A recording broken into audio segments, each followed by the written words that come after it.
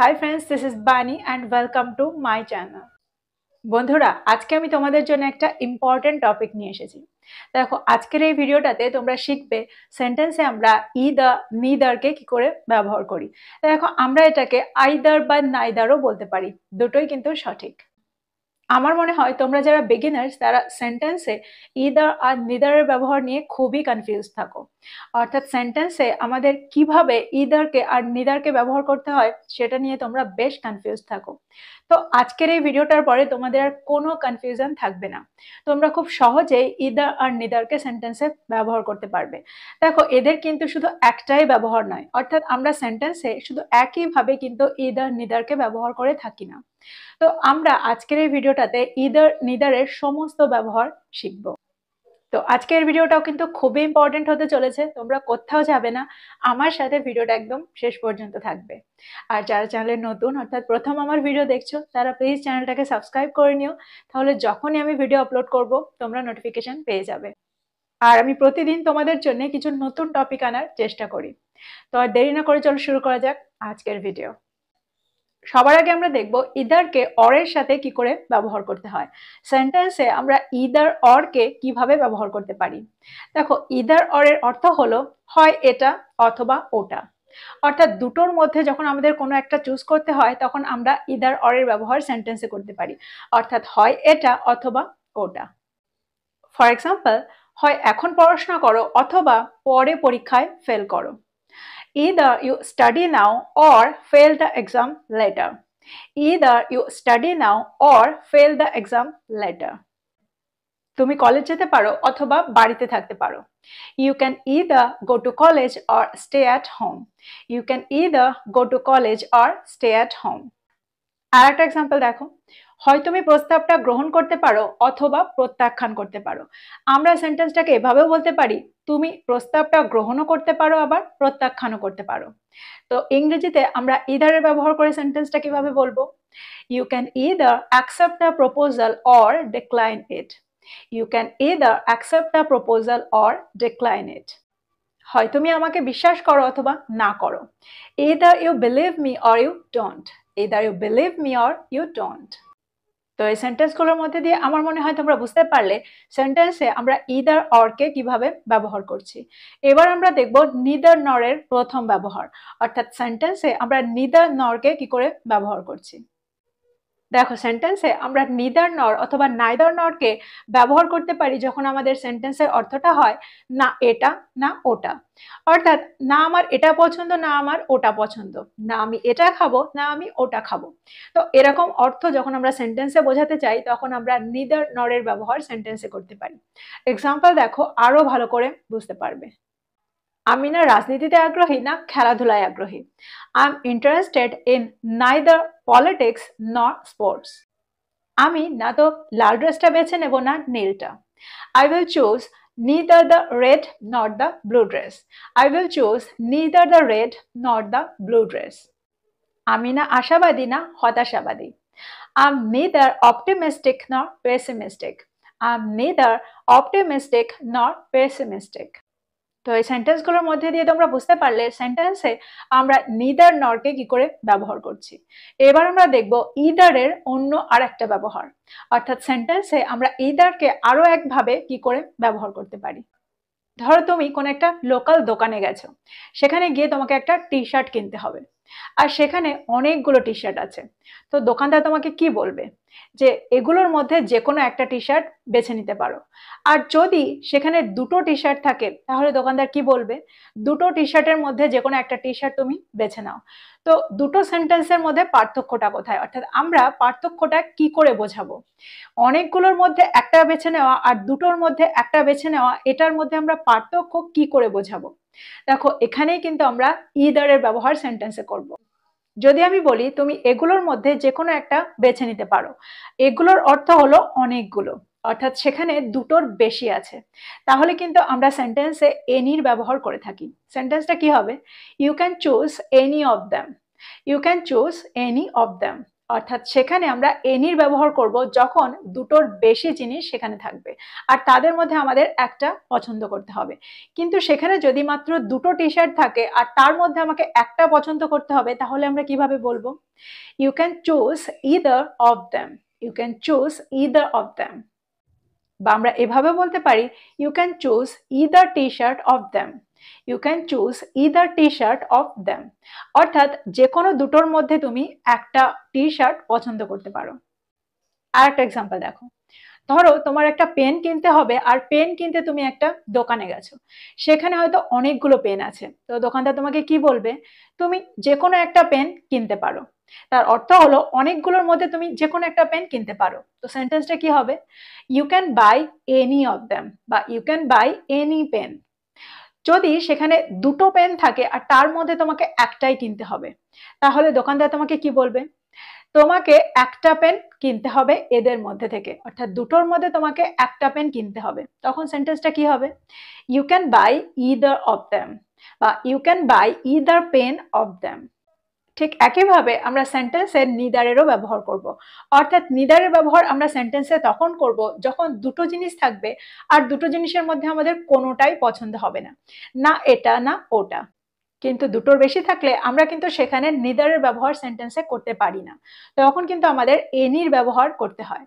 For example, এগুলোর মধ্যে আমি একটাও কিনতে চাই না, অর্থাৎ সেখানে দুটোর বেশি আছে। তো অনেকগুলো যেখানে আছে আর সেগুলোর মধ্যে আমার একটাও পছন্দ হয়নি, আমি একটাও কিনতে চাই না, এরকম বোঝাতে কিন্তু আমরা নিদারের ব্যবহার সেন্টেন্সে করব না, তখন কিন্তু আমরা এনির ব্যবহার সেন্টেন্সে করব। সেন্টেন্সটা কি হবে? I don't want to buy any of them, I don't want to buy any of them. কিন্তু সেখানে যদি দুটো থাকে, দুটোর মধ্যে আমার কোনোটাই পছন্দ হচ্ছে না, না এটা না ওটা, তখন আমি সেন্টেন্সে কিন্তু নিদারের ব্যবহার করব। তখন সেন্টেন্সটা কি হবে? Neither one I want to buy, বা আমি এভাবে বলতে পারি, neither of them I want to buy. একটা জিনিস এখানে তোমরা মনে রাখবে, যখন সেন্টেন্সে আমরা নিদারের ব্যবহার করব, সেই সেন্টেন্সে কিন্তু আমরা নটের ব্যবহারও করব না বা ডোন্ট এর ব্যবহারও করব না, কারণ নিদার এই ওয়ার্ডটাই কিন্তু একটা নেগেটিভ ওয়ার্ড। আর নিদারকে ব্যবহার করে আমরা সেন্টেন্সে এটাই বোঝাতে চাই যে দুটোর মধ্যে কোনোটাই নয়। তো নিদারের ব্যবহার করলে আমরা সেই সেন্টেন্সে, অর্থাৎ সেই একই সেন্টেন্সে, না ডোন্টের ব্যবহার করব না নটের ব্যবহার করব। দুটোর মধ্যে কোনো টি শার্টই এখানে ভালো নয়। neither t-shirt is good here, neither t-shirt is good here। বা আমরা এটাও বলতে পারি, neither t-shirt of them is good here।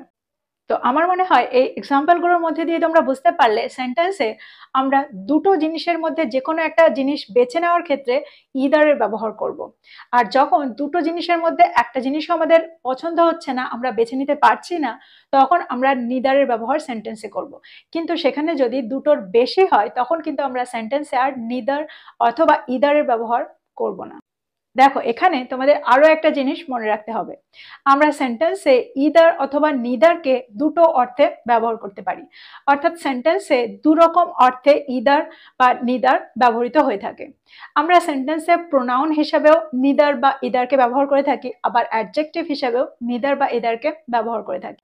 এবার প্রশ্ন হচ্ছে, আমরা কি করে বুঝবো যে সেন্টেন্সে কখন ইদার বা নিদার ব্যবহৃত হচ্ছে কোন অর্থে, অর্থাৎ কোন অর্থে কখন এগুলো ব্যবহার হচ্ছে আমরা কি করে বুঝবো? দেখো, সেন্টেন্সে সব সময় প্রিপোজিশনের আগে কিন্তু নাউন বা প্রোনাউনের ব্যবহার হয়। তো যখন আমরা অফ দেমের আগে ইদার বা নিদারের ব্যবহার করব, তখন আমরা বুঝবো সেন্টেন্সে এটা প্রোনাউন হিসাবে ব্যবহৃত হচ্ছে।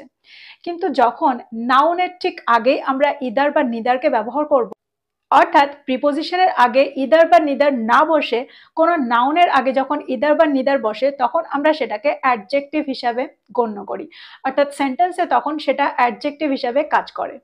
দেখো, অ্যাডজেক্টিভ কোনগুলোকে বলে? যেগুলো নাউন বা প্রোনাউনকে ডেসক্রাইব করে। এক্সাম্পল দেখো, আরো ভালো করে বুঝতে পারবে। ধরো, কোনো একটা জায়গায় তোমাদের যাওয়ার কথা আছে, তো বাড়িতে তোমার মা বলছে যে শনিবার যাবে নাকি রবিবার যাবে। তো তুমি বলছো যে যে কোনো একটা দিন আমার জন্য ভালো, অর্থাৎ যে কোনো দিনেই আমি যেতে পারি। তো এই সেন্টেন্সটাকে আমি কিন্তু দুভাবে বলতে পারি। আমি এটাও বলতে পারি, either day is good for me, either day is good for me.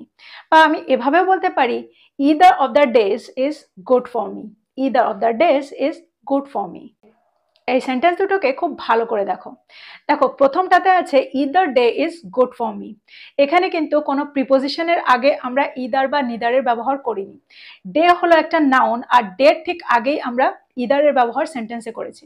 তো এখানে কিন্তু এটা একটা অ্যাডজেক্টিভ হিসেবে কাজ করছে। আর একটা সেন্টেন্স দেখো, এখানে আমি বলেছি either of the days is good for me. Either of the days is good for me, এখানে কিন্তু প্রিপোজিশনের আগেই ইদারের ব্যবহার হয়েছে, অর্থাৎ প্রিপোজিশনের ঠিক আগেই আমরা ইদারের ব্যবহার সেন্টেন্সে করেছি। তো এখানে আমরা ইদারকে একটা প্রোনাউন হিসাবে গণ্য করব। এখানে কিন্তু ইদার প্রোনাউন হিসাবে কাজ করছে। এখানে আরেকটা জিনিসও তোমাদের অবাক লাগতে পারে যে ইদার অফ দ্য ডেস এর পরে আমি কেন ইজের ব্যবহার করেছি, অর্থাৎ ডেজ এর পরে তো আর এর ব্যবহার সেন্টেন্সে হওয়া উচিত। দেখো এখানে কিন্তু ইদার অর্থাৎ এই ইদারের অনুসারেই আমি ইজের ব্যবহার সেন্টেন্সে করব। ইদারের অর্থ হলো দুটোর মধ্যে যে কোনো একটা, অর্থাৎ ইদার কিন্তু একটা সিঙ্গুলার নাম্বার। তো সিঙ্গুলার নাম্বারের পরে কিন্তু আমরা সবসময় ইজের ব্যবহার সেন্টেন্সে করব।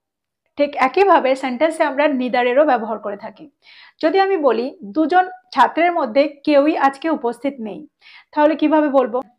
এখানেও কিন্তু আমি বাংলা বাক্যটাকে দুভাবে ইংরেজিতে ট্রান্সলেট করতে পারি। আমি এটাও বলতে পারি neither student is present today, বা আমি এভাবেও বলতে পারি neither of the students is present today. অর্থাৎ এখন তোমরা সেন্টেন্সে খুব সহজেই বুঝতে পারবে যে সেন্টেন্সে নিদার বা ইদার কি হিসাবে বসেছে, অর্থাৎ কি হিসাবে ব্যবহৃত হয়েছে। এটা অ্যাডজেক্টিভ হিসাবে ব্যবহৃত হয়েছে নাকি একটা প্রিপোজিশন হিসেবে সেন্টেন্সে ব্যবহৃত হয়েছে। আমার মনে হয় তোমাদের এই কনসেপ্টটাও পুরোপুরি ক্লিয়ার হয়ে গেল। এবার আমরা দেখব ইদার আর নেদারের অন্য আর একটা ব্যবহার। যদি তোমাদেরকে কেউ বলে আই লাইক ইউ, তার উত্তরটা তোমরা কি দেবে? I like you too. বা তোমরা এভাবে বলতে পারো আই অলসো লাইক ইউ, যার অর্থ হলো আমিও তোমাকে পছন্দ করি। আচ্ছা, যদি এই সেন্টেন্সটাই ঠিক নেগেটিভ সেন্টেন্স হয় তাহলে কি হবে? যদি কেউ বলে আই ডোন্ট লাইক ইউ, তাহলে তোমরা কি বলবে? তখনও কি তোমরা বলবে যে I don't like you too বা I also don't like you? কোনটা বলবে? দেখো দুটোই কিন্তু ভুল। যদি আমরা গ্রামারের রুল মেনে চলি তাহলে কিন্তু দুটো সেন্টেন্সই এখানে ভুল। তো সেন্টেন্সে তাহলে আমরা কি ব্যবহার করব? দেখো এখানেই কিন্তু আমরা ইদারের ব্যবহার সেন্টেন্সে করব। এক্সাম্পল দেখো, আরো ভালো করে তোমরা বুঝতে পারবে। আমি তোমাকে পছন্দ করি না, আই ডোন্ট লাইক ইউ। আমিও তোমাকে পছন্দ করি না, I don't like you either. যদি আমি বলি আমি তার সাথে কথা বলতে পছন্দ করি না, তাহলে সেন্টেন্সটা কি হবে? I don't like to talk to him, I don't like to talk to him. আর এই সেন্টেন্সটারই রিপ্লাইতে যদি আমি বলি আমিও তার সাথে কথা বলতে পছন্দ করি না, তাহলে সেন্টেন্সটা কি হবে? I don't like to talk to him either, I don't like to talk to him either. ঠিক একইভাবে সেন্টেন্সে আমরা নিদারেরও ব্যবহার করতে পারি। এটা বলতে যে আমিও না। ফর এক্সাম্পল, যদি আমি বলি আমি তোমাকে পছন্দ করি না, আই ডোন্ট লাইক ইউ, তার উত্তরে যদি এটা হয় আমিও তোমাকে পছন্দ করি না, তাহলে কিভাবে বলবে? Neither do I, neither do I. এখানে কিন্তু পুরো সেন্টেন্স বলার দরকার নেই। দেখো বাংলায়ও আমরা বলে থাকি আমিও না, অর্থাৎ যদি বলি আমি তোমাকে পছন্দ করি না, তাহলে কি হয়? আমিও না। উত্তরে কি হবে? আমিও না। আমি পিৎজা খেতে পছন্দ করি না, আমিও না। আমি তার সাথে কথা বলতে পছন্দ করি না, আমিও না। তো এরকম অর্থে কিন্তু আমরা নিদারের পরে একটা হেল্পিং ভার্ব যেটা সেন্টেন্সে ব্যবহৃত হয়েছে সেই হেল্পিং ভার্বটাকেই আমরা নিদারের পরে ব্যবহার করব। তো আমার মনে হয় তোমরা নিদার আর ইদারের এই ব্যবহারটাও বুঝতে পেরেছো। তো এই ছিল কিছু ব্যবহার নিদার আর ইদারের, অর্থাৎ সেন্টেন্সে আমরা নিদার আর ইদারকে এই অর্থে, এই অর্থগুলোতে ব্যবহার করে থাকি। তো আজকের ভিডিওটা এই পর্যন্তই। ভিডিওটা ভালো লাগলে লাইক করতে ভুলে যেও না, বন্ধুদেরকে শেয়ার করো যারা ইংরেজি শিখছে। So this is all about today. I will be back with another video. Till then, take care. Thank you for watching this video. Bye bye.